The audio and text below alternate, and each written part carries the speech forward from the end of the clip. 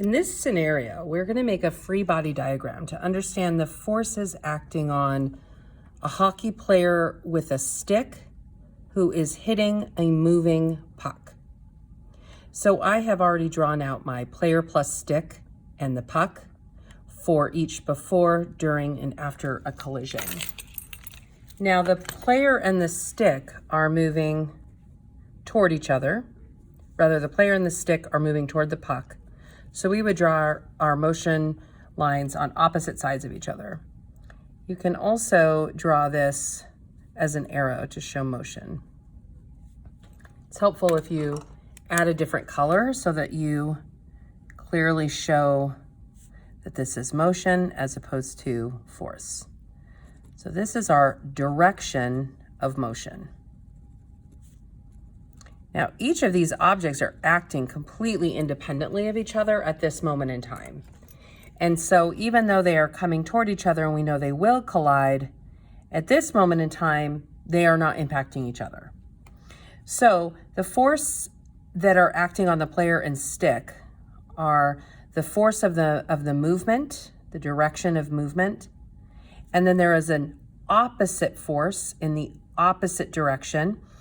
And because there is motion, these two cannot be the same length. Over here, we have our puck, and our puck is going toward the player and stick. But then there is also a force opposing this motion. So we could just say that this is our force of motion, and that this opposing force would be the force of friction.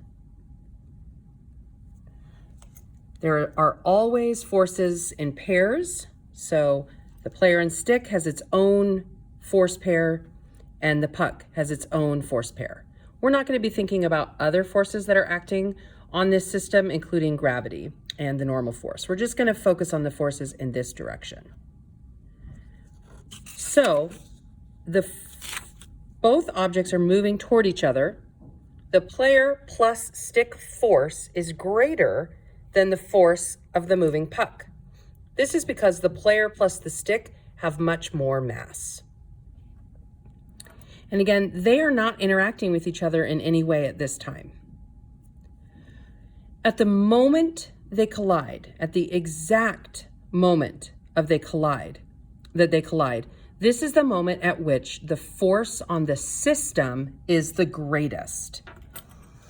And we still have our forces of motion, but now our forces are equal and opposite because at the moment of collision, there is no motion.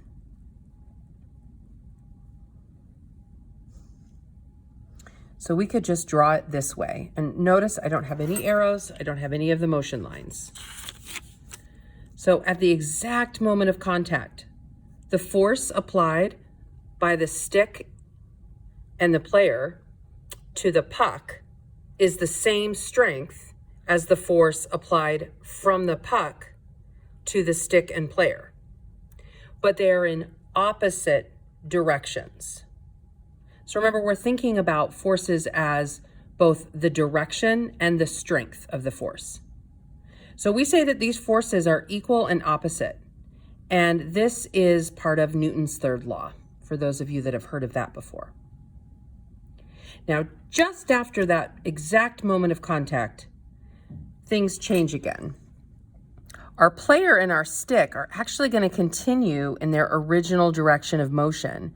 And this is because there was so much more force from this player and stick than there was from the puck. So again, there must be a force pair. We cannot just draw one arrow in one direction. But now the puck and the player are going in the same direction. And we have our air resistance or drag depending on, or friction depending on where the puck is in space. And then now our force, the force on the puck is greater than the swinging stick. Although you wouldn't have to necessarily worry about that so much as just noting that the objects are both moving in the same direction now. So I'm going to draw these arrows again to show the direction.